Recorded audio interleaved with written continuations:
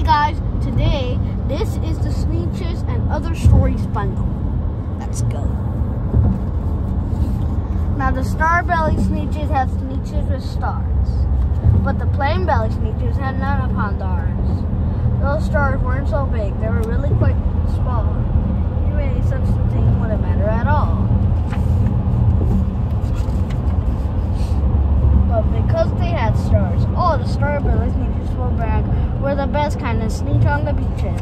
With their snoots in the air, they would sniff and they'd snort. They had nothing to do with the plain belly snort.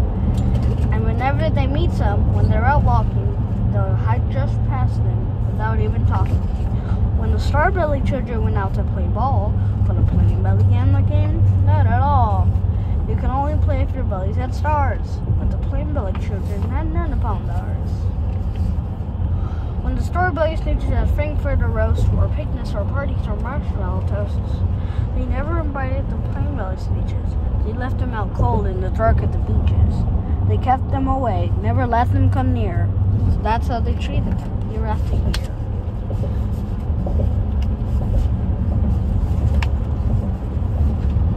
Then one day, it seems, while the plain belly Sneetches were moping and joking alone on the beaches, just sitting there, wishing their bellies had stars, a stranger zipped up in the strangest of cars. "My friends," he announced with a voice clear and keen, "my name is Sylvester McMonkey McBean. I've heard of your troubles. I have heard you're unhappy. Well, I can fix that. I'm a fix-it-up chappie.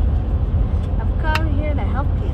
I have what you need, and my prices are low, and I work at great speed, and my work is 100% guaranteed." Then, quickly, Sylvester McMonkey McBean put together a very peculiar machine. And he said, "You want stars like a star belly Sneetch? My friends, you can have them for $3 each. Just pay me your money and hop right aboard." So they clambered inside. Then the big machine roared, and clonked, then it bonked, and it jerked, and it burnt, and it bopped them about. But the thing really worked. When the plain belly Sneetches popped out, they had stars. They actually did. They had stars upon theirs. Then they yelled at the ones who had stars at the start. "We're exactly like you. You can't tell us apart. We're all just the same now, you smelly old smarties. Now we can go to your Frankfurter parties." "Good grief," groaned the ones who had stars at the first. "We're still the best Sneetches, and they are the worst." By now, how in the world will they know? They all frowned. If which kind is what, or the other way round. Then McBean, with a very slight wink, and he said, "These things are not quite as bad as you think. You don't know who is who, that's perfectly true. But come with me, friends, and you know what I'll do. I'll make you again the best Sneetches on the beaches, and all it will cost you is $10 each." Belly stars are no longer in style, said McBean. "What you need is a trip to my star-off machine. This wonderful contraption will take off your stars. You know, look like Sneetches who have them on theirs." And the handy machine worked very precisely, removed all the stars on their tummies quite nicely. Then with snoots in the air, they paraded about, and they opened their beaks and they let out a shout. "We know who is who, and there isn't a doubt. The best kind of Sneetches are Sneetches without." Then, of course, those with stars all got frightfully mad. To wearing a star now was frightfully bad. Then, of course, old Sylvester McMonkey McBean invited them into his star-off machine. Then, of course, from then on, and you probably guess, things really got into a horrible mess. All that rest of that day on those wild screaming beaches, the fix-it-up chappie kept fixing up Sneetches. Off again, on again, in again, out again. To the machines they raced round and about again, changing their stars every minute or two. They kept paying money, they kept running through, until neither the plain nor the star bellies knew whether this one was that one, or that one was this one, or which one was what one, or what one was who. Then, when every last penny of their money was spent, the fix-it-up chappie packed up, and he went. And he laughed as he drove his car off the beach. They'll never learn. No, you can't teach a Sneetch. But McBean was quite wrong. I'm happy to say that the sneetches got really quite smart on that day. That they decided that sneetches are sneetches, and no kind of sneetch are the best on the beaches. That day, all the sneetches forgot about stars, whether they had one or not upon ours. The Zacks. One day, making tracks in the prairie of plaques came the north-going Zacks and south-going Zacks. And it happened that both of them came to a place where they bumped. There they stood, foot to foot, face to face. Look here now, the north-going Zack said. I say, you are blocking my path, you are right on my way. I'm a north-going Zack, and I always go north. Get out of my way now and let me go forth. Who's in whose way? Snapped the south-going Zacks. I always go south, making south-going tracks. So you're in my way, and I ask you to move and let me go south in my south-going groove. Then the north-going Zacks puffed his chest up with pride. I never, he said, take a step to one side, and I'll prove to you that I won't change my ways if I have to keep standing here 59 days. And I'll prove to you, yelled the south-going Zacks, I can stand here in the prairie of Prax for 59 years, for I live by a rule that I learned as a boy back in south-going school. Never budge, has been ruled, never budge in the least, not an inch to the west, not an inch to the east. I stay here not budging, and I can and I will, if it makes you and me and the whole world stand still. Well, of course the world didn't stand still. The world grew. In a couple of years, the new highway came through. It was right over those 200 Zacks, and left them there standing unbudged on their tracks. Too many days. Did I ever tell you about Mrs. McCabe that had 23 sons and named them all Dave? Well, she did. And that wasn't a smart thing to do. You see, when she wants one, she calls out, "Yoo-hoo, come into the house, Dave." But she doesn't get one. All 23 Daves of hers came on the run.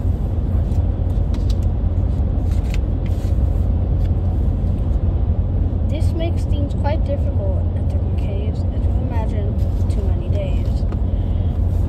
And she often wishes that when they were born, she named them one Barkin Van Horn, and one of them Futures, and one of them Slim, and one of them Hotshot, and one Sunny Jim, and one Shadrach, and one Blinky, and one Stuffy, and one Stinky, another one Putt-Putt, another one Moonface, another one Very Old Gal Balloonface, one of them Zaggy, one of them Zoggy Muff, one Buffalo Bill, and one Buffalo Buff, and one of them Sleepy, and one of them Sleepy Tweed, and the pair of Scarters, and one Harris Tweed, and one of them Sir McCur was up. And one of them Oliver Big Baller Butt, and one of them Zickener's Buck Black Fate.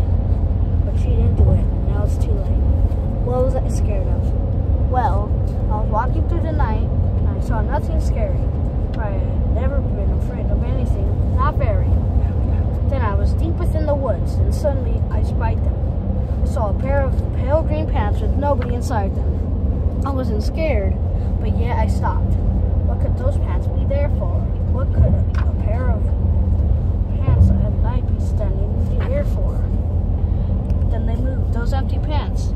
They kind of started jumping, and then my heart, I must admit, kind of started thumping. So I got out. I got out fast as I could go, sir. I wasn't scared, but pants like that I did not care for, no, sir. And after that, a week went by. Then one dark night in Greenwich, I had to do an errand there to fetch some granite spinach. I was starting back through town. Well, I had fetched the spinach. I was starting back through town when those pants raced around the corner and they almost knocked me down. I lost my granite spinach, but I didn't even care. I ran for home, believe me, I really had to scare. Now, bicycles were never made for pale green pants to ride them. Especially spooky pale green pants with nobody inside them. And the next night, I was fishing for doubt trout on River River. Then those pants came rowing toward me. Well, I started into shiver. And by now I was so frightened that I'll tell you, but I hate to. I screamed and rode away, and I lost my hook and line and bait too. I ran in front of a brickle bush.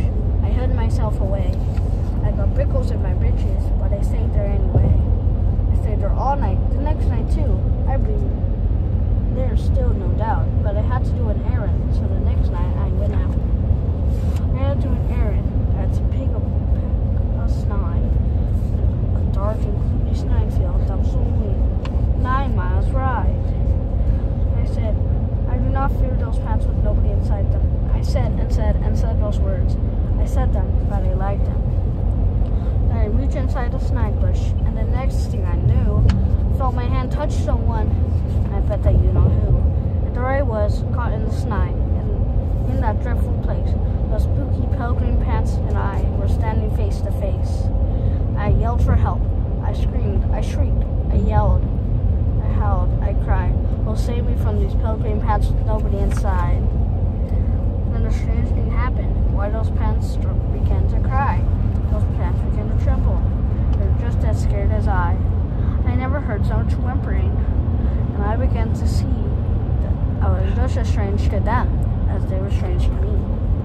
I put my arm around their waist. I sat down beside them and calmed them down. Poor empty pants with nobody inside them. And now we meet quite often, those empty pants and I. And we never shake or tremble. We both say hi. The end. Thank you guys for watching this video. Also support my channel by like and subscribe if you want to. Bye guys.